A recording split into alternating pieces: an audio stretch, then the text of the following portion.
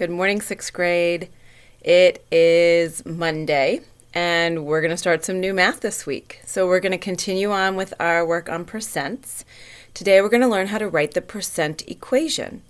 I've got some work on the board here. You're going to need a calculator, so if you don't have your calculator handy, why don't you pause this and go grab it while I get set up.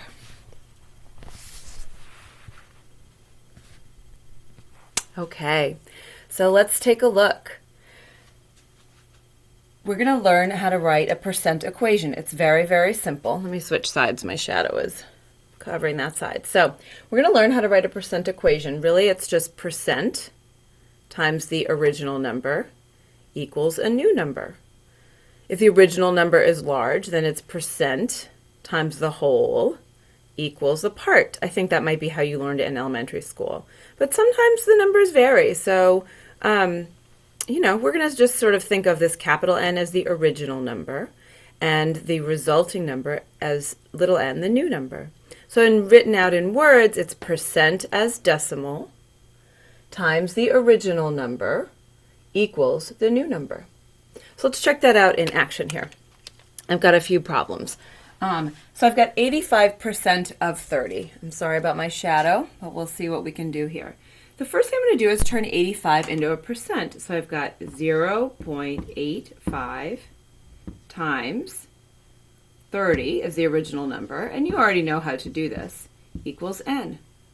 I'm not actually asking you to write out these kinds of equations because you can just throw this into your calculator. In fact, let's do that. Let me grab my calculator here. And so I've got let me turn it on. 0.85 times 30 equals 25.5. So n equals 25.5. And there is my answer to that problem. All right. Sorry, this making videos for math is a funny thing from home. But we're doing it. We're working on it. Let's look at this. 12 is what percent of 16? So I'm going to start with my percent. I don't know what percent, so I'm going to put a P there. Times the original number is 16 equals 12. So percent times the original number equals the new number. Let's see. 16P equals 12. Divide by 16, divide by 16. I get P equals, let's throw that 12 over 16 into a calculator because we're really looking for a decimal answer here. So let's see.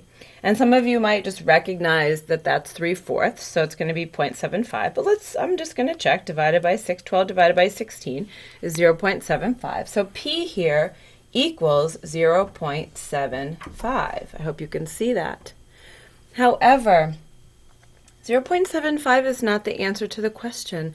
The question is what percent? So 0.75, hopefully we all know by now that that is 75%.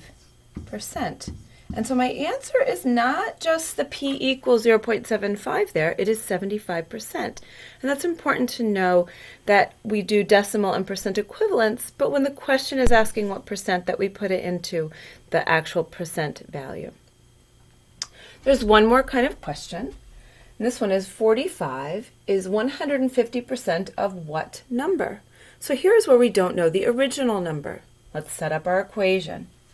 The percent is 150%. If I change that into a decimal, that's 1.5 times, well, I'm not sure what that is. So actually, instead of putting parentheses there, I'm just going to put a capital N because I'm not sure what the original number is. Equals 45 is the new number. So 1.5n equals 45. Hopefully by now you remember that we divide by 1.5, divide by 1.5. Okay, and so I'm grabbing out my calculator and doing 45 divided by 1.5. You can do this right along with me. And in this case, n equals 30. And so they were asking what is 150%, what 150% of what number is 45, and we can kind of figure that out, right? 30 plus half of it, which would be another 15, is 45. So this answer makes sense. Okay, so we've got some percent work going on. We are going to continue with this work this week. It's going to be an excellent week. As you look at what I posted, please take a look. I put in big letters, I put this equation first in front of the assignment sheet, and then the assignment sheet, and then I wrote out some examples. So you can actually see some examples just like the ones I did written out if you just scroll down on the assignment, okay? Let's have circle time later in the week. I hope all goes well, and I sure miss you guys. Have a great day.